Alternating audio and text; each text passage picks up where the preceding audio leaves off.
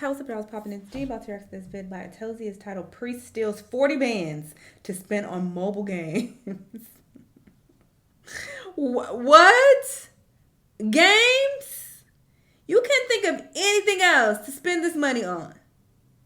Mobile games, not even like a PS5 and mobile games on your iPhone. You know what? The world is going to hell, literally. Let's see what's going on. Let's watch. This priest allegedly stole over $40,000 and blew it on Candy Crush, Pokemon Go, and Candy Crush? You are 15 years late. Candy Crush? And what is there to buy? You that trash? Listen, I used to kill on Candy Crush, let's be clear, and I ain't never paid them $1. And I advanced to like level 942. They had hella levels, I don't remember, but I was very high up there. So if you had to pay, you wasn't playing right, brother. Candy Crush? Pokemon Go? Mario Kart. I don't even know how that's possible, but apparently the story happened in Pennsylvania. And the whole story revolves around a man who is Reverend Lawrence Kozak, who is 51. He faces charges of theft and related offenses after reportedly using a church credit card to spend $41,879 on mobile games from September of 2019 to July of 2022. According to the Philadelphia Inquirer, an accountant noticed a high number of transactions linked to Apple on the church's credit card during a review in 2022. These charges were linked to an Apple ID registered to Kozak, who allegedly made purchases on an Amazon account for personal items like a tablet and a backpack for his goddaughter. When questioned by police, Kozak claimed that he might have accidentally used the church card for gaming because he's not really a details guy. As a priest, I guess that kind of makes sense, as they say the devil's in the details. I have spent money on games before. But apparently, he may have allegedly lied to police and doubled down there, so who knows? Well, the priest acknowledged using the card for approved expenses like streaming services and software, but suggested that he may have inadvertently charged game-related purchases to it. Kozak, he admitted to a problem with spending on online games and said that he was seeking help. The game he played included Candy Crush, Mario Kart Tour, and Pokemon Go. He also tried to offset some of the spending that he did on the church's credit card by sending $10,600 of his own money to pay off the church's credit card. This is such a bizarre story, and I feel like this church and the priest, they need to get a better picture of their spending. That's where today's sponsor, Rocket Money, comes in. Members using Keep Top 2022 is to maybe not spend $40,000 on mobile games. Without further ado, let's keep talking about that. According to a TechSpot article, Kozak was placed on administrative leave by the church in November 2022. His replacement at St. Thomas More Parish told police in 2023 that he received a letter from Kozak containing a check for $8,000 for parish reimbursement. The handwritten letter said, "I am so sorry that I've made a mistake, which has been any sort of stress for you." Kozak was then charged last Thursday and has since been released after posting a $250,000 bail. Okay, so I have never played Candy Crush before, but how is it possible to blow in the ballpark of $40,000 on Candy Crush? I haven't even heard of this game in like a decade, so I'm shocked that people actually still play this thing. But even looking for content of the game, most of the, I guess the big videos Candy Crush are like my cake game. Hold on, let me check on my iPad. Of a Candy Crush addict. Maybe this gives us some insight. Hold on, I gotta tell you about this game because it had me in a chokehold. On Candy Crush. My name is Megan Rose Dickey, and I'm addicted to Candy Crush. It's not on here, bro. It is so old. She has like a iPhone 5S here. What's the easiest way to describe Candy Crush? Nothing to compare to Candy Crush. It's all about just matching candies in rows or in columns of 3. It's getting really serious right now. Sorry. I was really convinced. Imagine spending $40,000 on this. This game was very addictive. Like, it's not gonna get me. Like, these people are just crazy. Next thing I know, I'm spending hours upon hours playing the game. 8 consecutive hours playing it. Yes, I admit that. I'm then up all night into I don't know, maybe like 3 a.m. I think actually that weekend. That was unnecessary. All right, she does not deserve that. Sorry. Well, yeah, I guess it was kind of a round. And it's not. It has nothing to do with the texture of her hair. It's just not. It just don't seem combed or like styled properly whatsoever. But I will just leave it alone because my hair is this fucking texture. Don't miss me with the bullshit.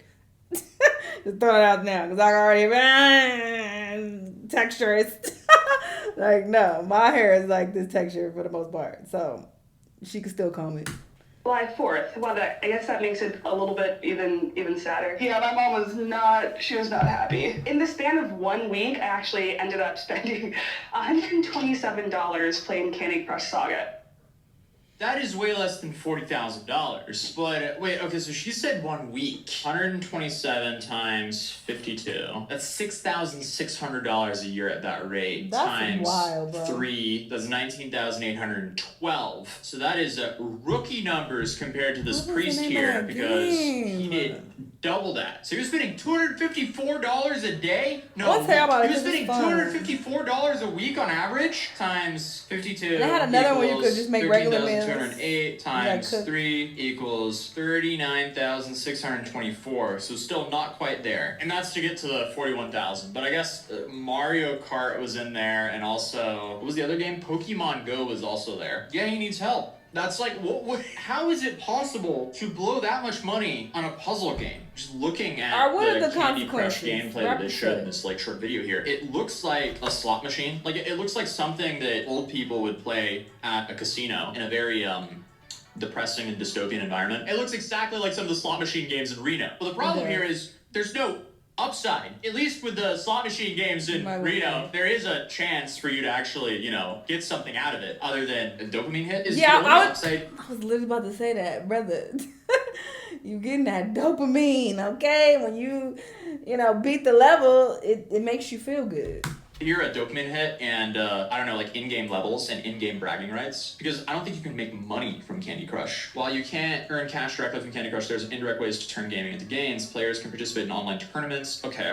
So no, there's no real tangible way to get money out of the game again. So essentially they're playing for dopamine, which is so sad. Does she explain the transactions in this video here? You can buy like 5 additional lives at once, or let's say you just have like one more move, you might want to take out your lollipop hammer. But you're only given 3 lollipop hammers when you first start the game. And that's when you start buying them out. Just like smashing hammers like it's nobody's business. Yeah, I'm an addict. It's never ending. It's always something new. You could have to deal with like the crazy evil chocolate candies. Oh, I hate that chocolate. It just kind of always keeps you on your toes. If I were to like open this up right now, Jesus. So I have 50 seconds to hit like 50,000. Girl, everybody go to hell involved. Is he getting time for this?